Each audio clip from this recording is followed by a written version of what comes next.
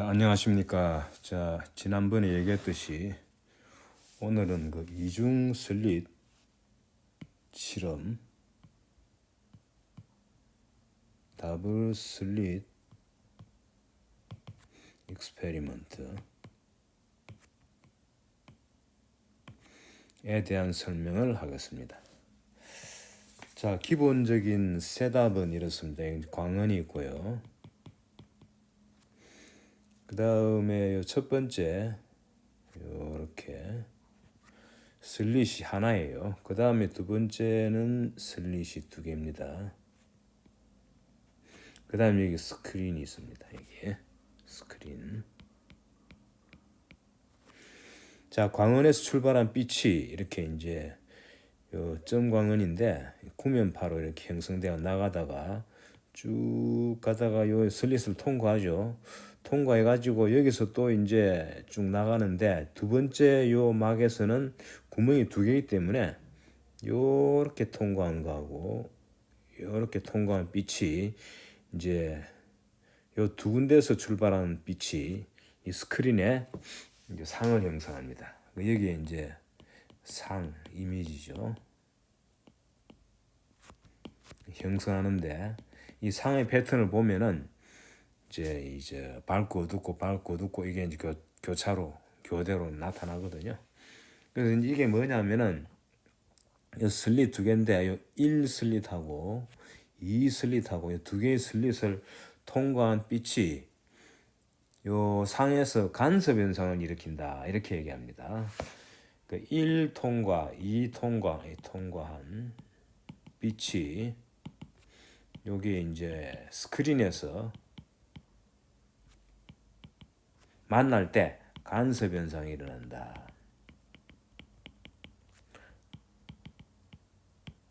이런 내용이에요. 이거를 실제로 실험을 했고요.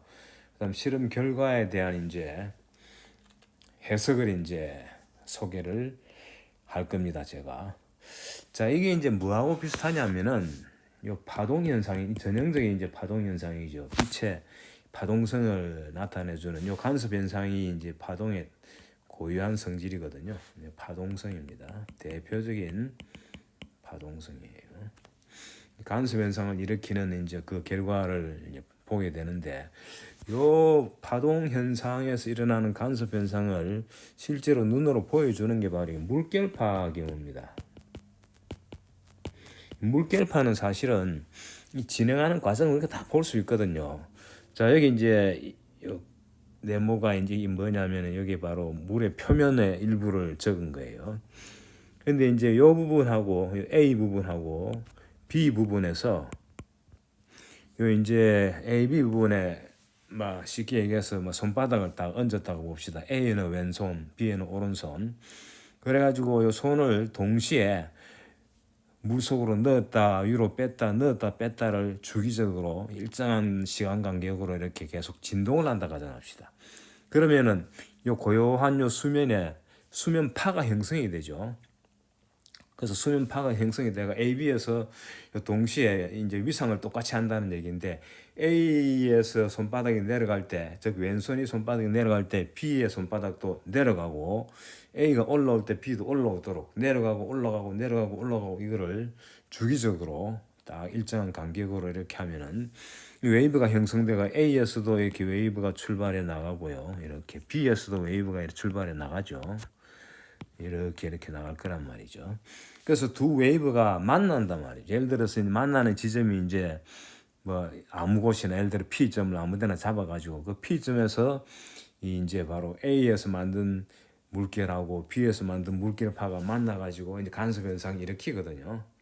그때 보면은 재밌는 게 이 파가 쭉 진행하는 거는 사실 이제 우리가 눈으로 볼 수 있기 때문에 이 음파나 이거 광파, 빛, 전자기파 이거는 진행하는 과정은 눈으로 볼 수 없잖아요. 다만 상에 이제 이 이미지가 형성된 거를 보고 비로소 밝고 어둡고를 보고 우리가 이제 간섭 현상을 알 수 있는데 이 물결파는 실제로 이 진행하는 과정을 눈으로 볼 수 있기 때문에 이 파를 이해하는 데는 사실은 물결파가 도움이 됩니다. 그 재밌는 사실은 여기 이제 보면은 요 제가 그린 요 선들, 이 곡선들 제가 삐뚤삐뚤하게 했습니다만은 요 이제 원의 일부에 해당되죠. 사실 이제 이게 이제 파고로 보시면 됩니다. 파의 높은 부분.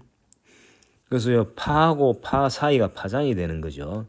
그래서 예를 들어 요점을 볼까요? 별로 표시한 요점. 여기는 보면 A에서 출발한 파가 파고가 도달했을 때 B에서 출발한 파도 파고가 도달하죠.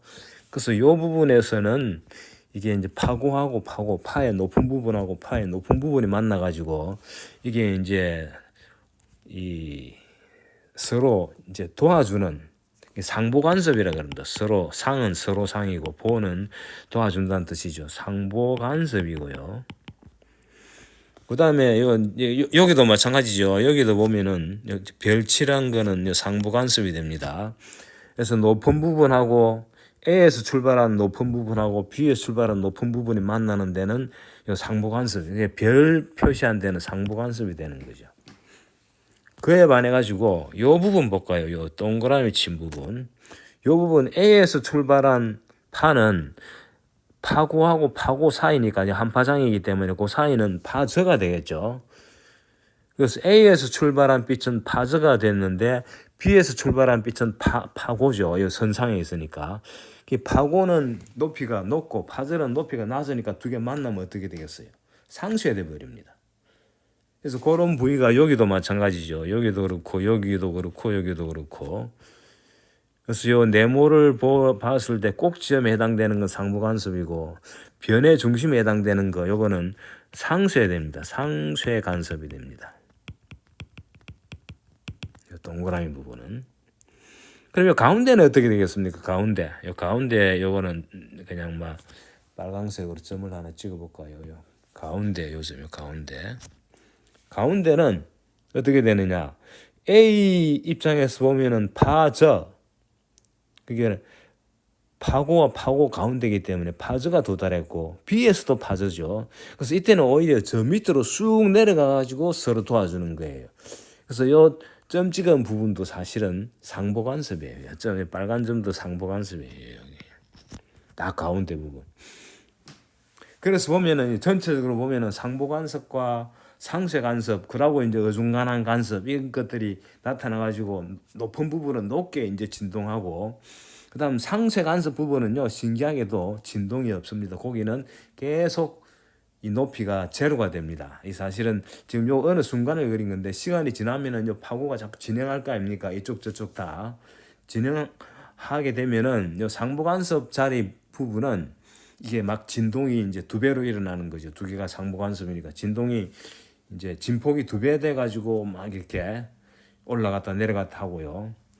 지금 이 그림상에는 별표한 데는 올라가 있고 빨간 점 찍은 데는 내려가 있죠. 시간 지나면 빨간 점이 이제 올라가고 별표한 데가 이제 내려갑니다. 그에 반해 가지고 상쇄간섭은 항상 제로예요. 왜냐하면 말이죠. A에서 출발한 물길파의 위상하고 B에서 출발한 물길파의 위상이 그 동그라미 친 상쇄간섭에 모일 때는 여기에 반파장 차이가 나요. 반파장. 한 파장 차이가 나면은 한 파장, 두 파장, 세 파장 차이가 나면 상보간섭이 되고요. 반파장 차이가 나면은 상쇄간섭이 되는 거예요. 그게 항상 반파장 차이가 납니다. 반파장이라는 게 뭡니까?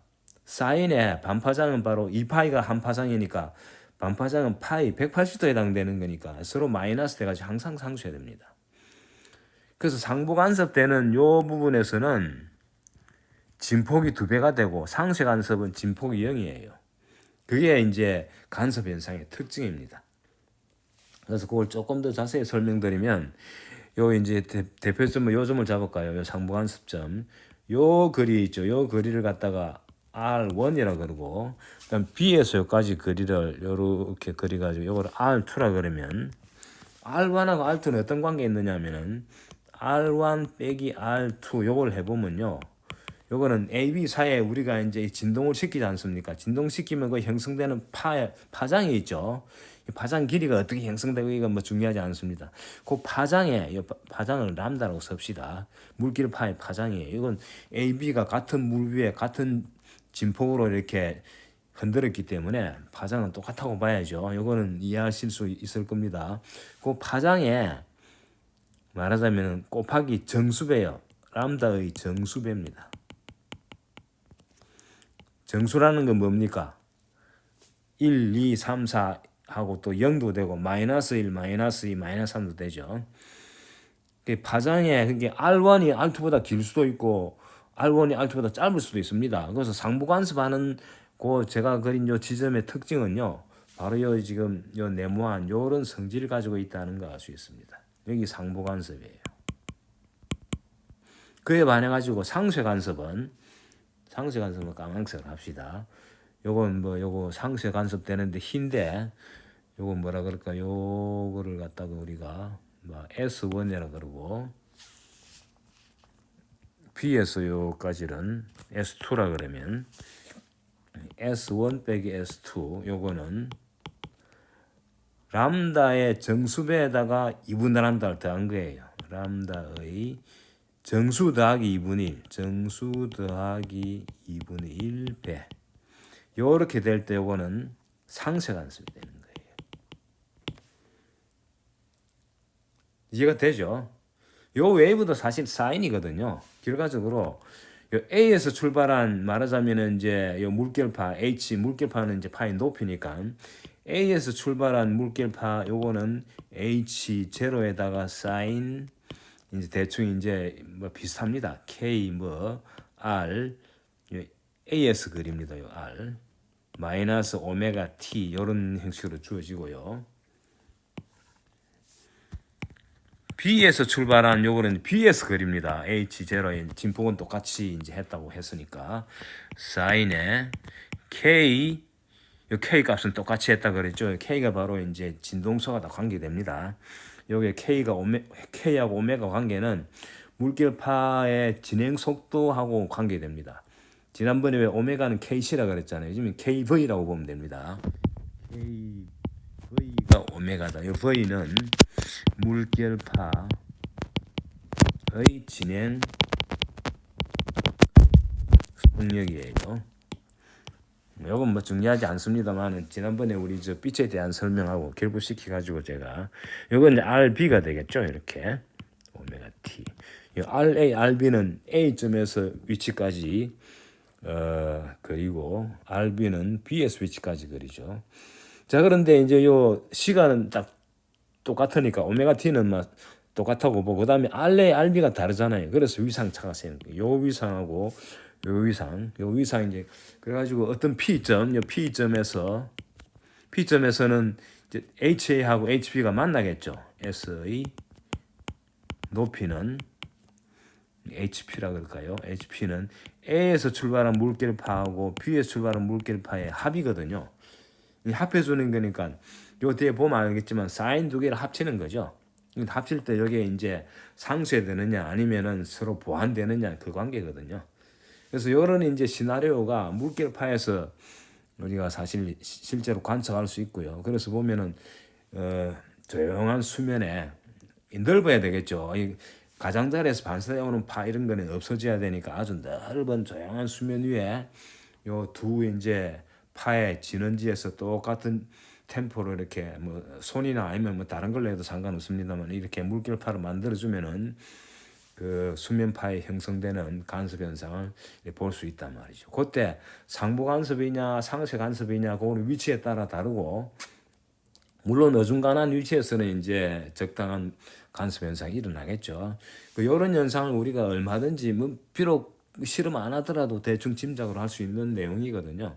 요 내용이 그대로 이제 빛에서 등장합니다. 다만 이거는 이제 이 전기장을 직접 관찰하는 게 아니고 전기장이 벽에 부닥쳤을 때고 전기장의 양이 얼마나 많으냐에 따라 나타나는 밝기 가지고 우리가 이제 관찰할 수 있다는 그거 차이입니다.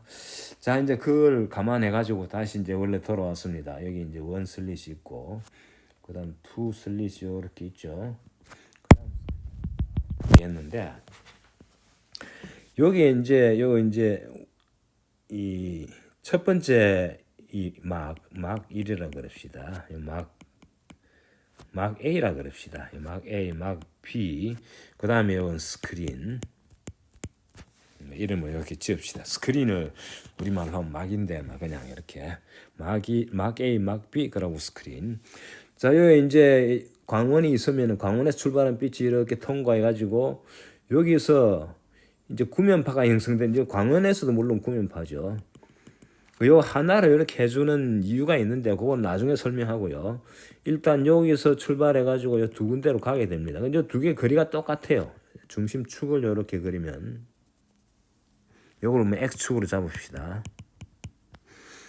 근데 여기 이제 막 B에서는 구멍이 두 개 있는데 요 두 개 사이에 요 거리를 요 막 B에서의 요 두 슬릿 사이 거리를 D라 그러겠습니다. 근데 D가 요 거리를 우리가 L이라 그랬습니다. 요 거리 L. L에 비하면은 D는 아주 작습니다. 그림상으로는 D하고 L이 뭐 그렇게 큰 차이가 있는 걸로는 안 보이는데 사실은 아주 작다고 이제 봅시다. 그림은 그냥 대충 이해할 수 있도록 하기 위해서 조금 과장해서 그린 걸로 보고요. 자, 이런 관계가 있습니다. 자, 그래서 이제 D의 두 슬릿을 통과한 빛이 스크린에 도달하는데 이제 D의 두 점에서 또 이제 광원이 또 형성되는 그런 형식이죠. 말하자면 이제 호이겐스 원리 기억나시죠? 호이겐스 원리라는 게 뭡니까? 각 지점에서의 그 파가 도달하면은 거기가 또 이제 근원이 돼 가지고 거기서 구면파가 형성되는데 그것들이 쭉 모여 가지고 또 이제 또 어떤 이 면이 형성이 되죠. 호이겐스 원리 우리 저 기하 광학할 때 설명을 드렸는데, 그래서 두 슬릿을 요걸 이제 위에 거를 1이라 그러고 밑에 거를 2라 그러겠습니다. 1 슬릿과 2 슬릿. 자, 1 슬릿과 2 슬릿에 도달했을 때 빛은 거의 뭐 이거는 이제 요저 슬릿의 폭은 굉장히 좁습니다. 그러니까 슬릿의 폭을 통과한 요 점을 통과한 빛이 1과 2에 도달했을 때는 거의 평면파로 보시면 됩니다. 그래서 생각하기 좋게 요 가운데의 축을 X축으로 잡았죠. 그리고 위쪽을 Y축으로 잡았을 때 Y축으로 잡고 그다음에 이제 이 수직 요 면의 수직한 방향을 Z축으로 잡겠습니다. 그럼 Z축으로 잡으면은 지금 이제 전기장이 이렇게 되는 거죠. 1, 2 슬릿에서의 전기장만 따지면 된다 그랬죠. 지난 시간 제가 소개했습니다. 원래 전자기파는 전기장과 자기장이 있는데 전기장이 이제 주된 역할을 한다고 제가 강조를 했습니다. 왜 그랬습니까? 움직이는 전하고 반응할 때 전기장에 의해서 받는 영향하고 자기장에 의해서 받는 영향의 힘의 크기를 비교했을 때 전기장에 의해서 받는 힘이 훨씬 크다 그랬죠. 이제 그 크기 비가 바로 C분의 V죠. 빛의 속력 대 요 전하의 속력이란 말이죠. 그러니까 빛의 속력은 엄청 크지 않습니까? 30만 km/s고 이 전자 또는 이 전하가 움직이는 속력은 그에 비하면은 훨씬 작기 때문에 그 전기장 위주로, 그래서 전기장만 표현하면은 1에서의 전기장하고 2에서 전기장은 지금 보시면 아시겠지만 광원에서 출발해 가지고 1, 2 도달하는 과정이 거의 대칭적이지 않습니까? 축을 중심으로 딱 대칭적이니까 다를 이유가 없어요. 그래서 이 제로, 제로는 필요 없습니다. 이 제로 곱하기 사인 kr 마이너스 오메가 t인데요. 이제 x축 방향으로 진행한다고 보면은 그냥 kx만 쓰면 되겠죠. 이렇게 주어지는 거예요. 여기에 이제 전기장 형태고 1, 2가 똑같다고 봐야 되겠죠. 왜냐하면은 1, 2에서의 x 값이 똑같으니까 요 x 값에 의해서 결정되죠. 그리고 진폭은 뭐 다를 이유가 없죠. 소수에서 아주 대칭적으로 같은 거리만큼 이동했기 때문에 1, 2에서의 전기장은 같은 값입니다. 두 개 다. 여기 이제 E1이기도 하고 또는 E2이기도 한 거죠. 그 어느 순간에 이제 요 t가 결정되면은 이제 x축 따라 쭉 움직이는데 이제 여기를 x 이꼬로 제로로 잡는 거죠. 요 면을 x 이꼬로 제로로 잡습니다. 그럼 제로로 잡으면은 요 t에 의해서 이제 요 마이너스가 있습니다만 t가 쭉 변하면은 요 e0 값이 요 E0의 이제 벡터죠. E0의 방향은 지금 x축의 수직한 방향이니까 y 방향 또는 z 방향이겠죠. 뭐 그 방향은 중요하지 않습니다. 이미 변하지 않으니까 지금은 그냥 편하게 z 방향으로 잡아주면 좋아요. 왜냐하면 슬리트가 z 방향으로 길게 뚫려 있죠. 참고로 슬릿 방향은 z 방향입니다. 요거는 y축, 요쪽을 y축 방향으로 잡읍시다. 여기 y축. y축을 이렇게 잡으면은 x축은 오른쪽으로 가고 y축은 위로 가고요. z축은 이제 우리 눈을 향해서 나오는 거죠. 그래서 이 제로는 그냥 편하게 이 제로에 z축이니까 k 뭐 이렇게 잡아주면 됩니다. 이건 뭐 중요하지 않아요. 어차피 지금 평광을 다루는 현장이 아니기 때문에 그래서 나중에 절대치만이 중요한 역할을 합니다. 자, 그럼 이제 중요한 거는 이제 요 세 답을 이해를 하시고 이제 이를 통과해 가지고 이게 이제 스크린에 도달했을 때 그 스크린 상에 점을 하나 잡겠습니다. P점을 하나 잡겠습니다. P점 하나 잡아가지고 이제 요 거리 요 거리 이제 요 P점의 위치는 요 스크린 상에서 요 광원에서 쭉 연결해 가지고 이 만나는 요 이제 센터 여기서 이제 거리가 얼마나 떨어지느냐고 요걸 y로 나중에 대입하겠습니다만 여기 이제 거리가 되죠. 거리. P점이 이제 위로 올라가면은 요 거리가 길어지는 거죠. 자, 그랬을 때 요 1을 통과하고 P점에 도달한 그 전자기파의 전기장하고 2를 통과해서 P점에 도달한 그 빛을 두 개를 그려보면은 여러분 파란색으로 할까요? 파란색으로 요 빛도 있고요. 또 하나는 요렇게 해가지고 두 개가 여기서 만납니다. 마치 우리 물결파가 아까 A, B 왼쪽 오른쪽에서 만든 파가 어떤 한 점에서 만난다 얘기했듯이 여기도 마찬가지로 1을 통과한 빛도 P점으로 가고 2를 통과한 빛 물론 P점은 여러 군데 찍을 수 있는 거니까 이 스크린상에 다 이제 도달하는데 그 중에 특별하게 P점은 보는 거죠. 그래서 P점에 도달하는 P점에서의 전기장이 어떻게 되느냐 이걸 보겠습니다. 그 전기장은 두 개를 합쳐주면 되죠. 하나는 원을 통과한 거, 원을 통과하는 P점에서의 전기장은 어떻게 되고, 그 다음에 2를 통과한 P점 같은 점이죠. 에서의 전기장이 어떻게 되느냐. 요거 두 개를 합하면 요 합이 바로 우리가 다루는 바로 요것의 답이 되는 거죠. 합이. 요 합. 자, 그래서 요 이제 원을 통과한 게 어떻게 되느냐 이거를 그리면은 참고로 여기 이제 지금 1을 통과해 가지고 P점까지 요 파란 선이 지금 X축하고 다루면은 X축하고 평행이 안 되죠. 근데 사실 P점을 갖다가 요 센터 요 부분에서 크게 많이 안 올라갔다고 보면은 요 라지 L에 비해 가지고 요 거리가 짧기 때문에 요 파란색 선 두 개하고 X축하고는 거의 평행으로 보면 됩니다. 그게 사실은 그림에서는 안 그런데 우리가 이제 근사적으로 생각해야 될 거예요. 그래서 E1 P점은 뭐냐면은 요거는요. E0 아까 이제 여기 1 저기 여기서 이제 이 1, 2 슬릿에서의 값 여기 주어진 거 있죠. 요걸 그대로 서대 다만 이제 x 값이 변했습니다. 요 kx 마이너스 오메가 t에 요 x 대신에 뭘 대입해 주느냐 하면은 요 파란 선 중에 위에 파란 선, 요 x 대신에 요 x가 거리거든요. 1에서 P점까지 거리. 그래서 여기 이제 x 대신에 1 슬릿에서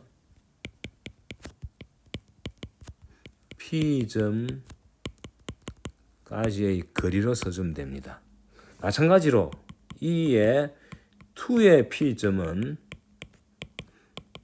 출발점은 똑같아 그랬죠.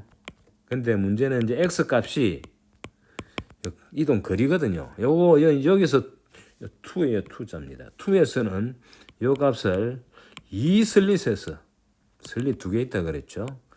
그래서 P까지의 거리 이걸 대입해 주는 거예요. 그러면 이제 위상이 두 개가 같지가 않습니다. 그래서 위상이 차가 있다는 걸 알 수 있습니다. 요 위상을 우리가 T는 그냥 고정합니다. T는 제로로만 고정합니다. T 값은 중요하지 않아요. 그러면 t 제로 하는 순간에 뒤에 오메가 t 부분은 그냥 없어지죠. 오메가 t는 없어집니다.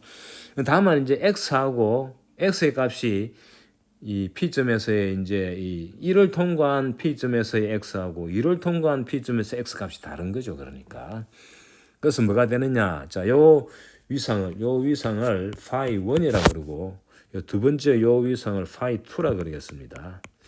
그래서 phi 1 값은 뭐냐면 k 곱하기 1 슬리스 p까지 거리를 갖다가 r1이라 그러겠습니다. 그다음 phi 2는 k 곱하기 r2가 되는 거죠.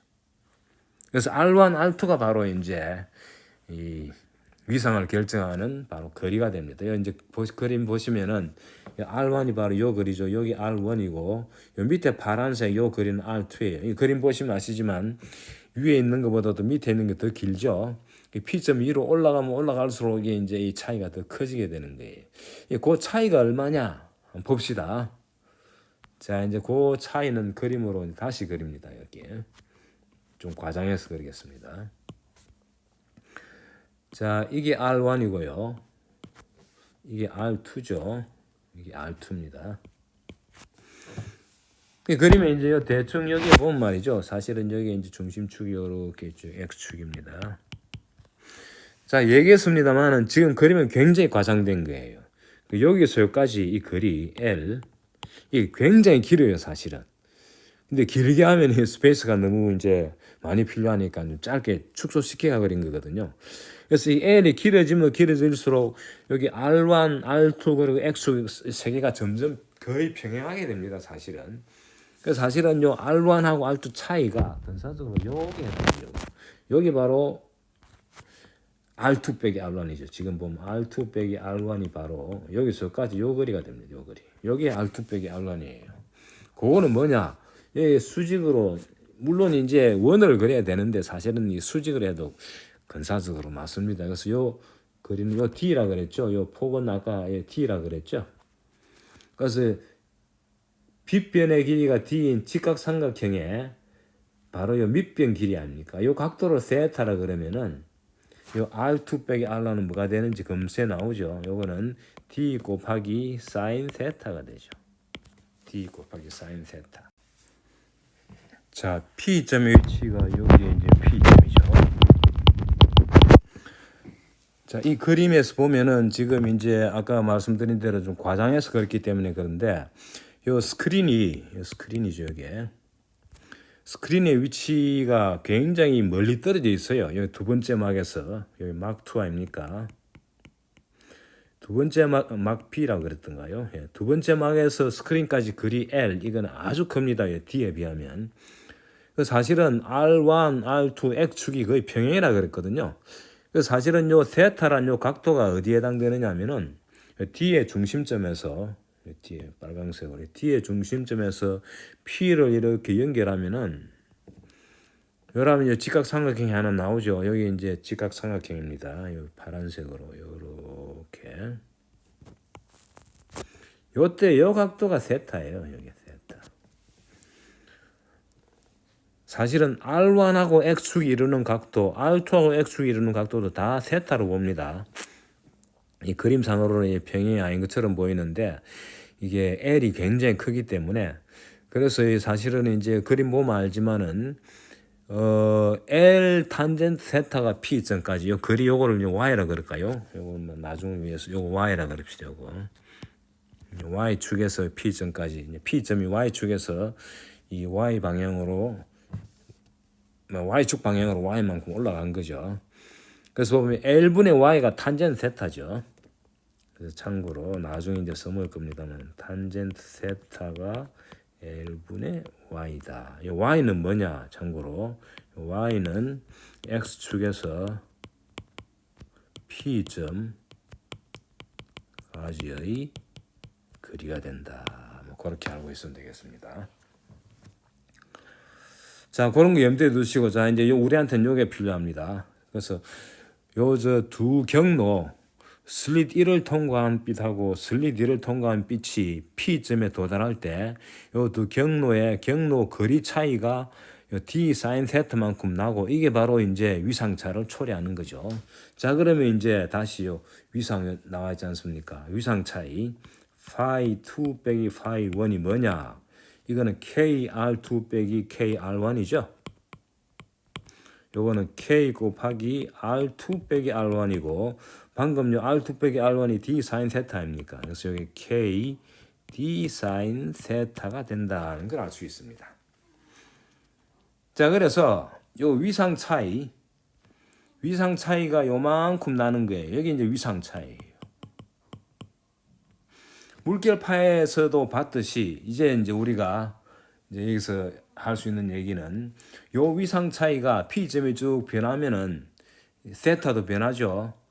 요 P점의 위치가 변하면은 요 Y 값이 변하고 Y 값이 변하면은 요 Y 값이 변하니까 세타도 변하죠. 세타가 변하면은 위상차도 변한단 말이죠. 보면 알겠지만 P점 위로 올라갈수록 위상차가 점점 커지는 거죠. 그래서 P점 위치를 갖다가 X축에서 얼마나 멀리 떨어졌느냐에 따라서 위상차가 달라진다는 겁니다. 자, 그러면 이제 봅시다. 요 위상 차이가 2파이의 정수배가 되면은 상부간섭이 되고 또 그따다가 이제 반파장에 해당되는 파이를 또 더한 값이 되면은 상쇄간섭이 일어나겠죠. 자, 그걸 정돈하면 이렇게 됩니다. 자, KD 값이 2파이의 정수배, 그래서 m을 쓸까요? 그때 값을 이 각도를 m이라고 적읍시다. 그럼 여기에 이제 상부간섭이 되는 거예요. 여기에 상부간섭이 됩니다. 상쇄간섭은 KD 사인 세타 요거는 사실은 m 플러스 2분의 1 적읍시다. 그냥 상쇄 2분의 1 여기는 상쇄간섭이 되는 거죠. 자, 그래서 요거를 분석하면은 뭐 뒤에 건 자동적으로 나오니까 자, 그래서 KD 사인 세타 m 이꼬르 2파이 m인데 이 K가 뭡니까? K 이꼬르 람다 분의 2파이죠.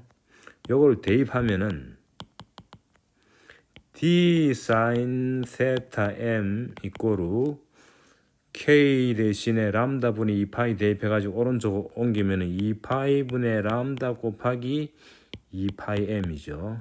요 2파이가 상쇄대가 없어져가지고 이 람다 m이죠.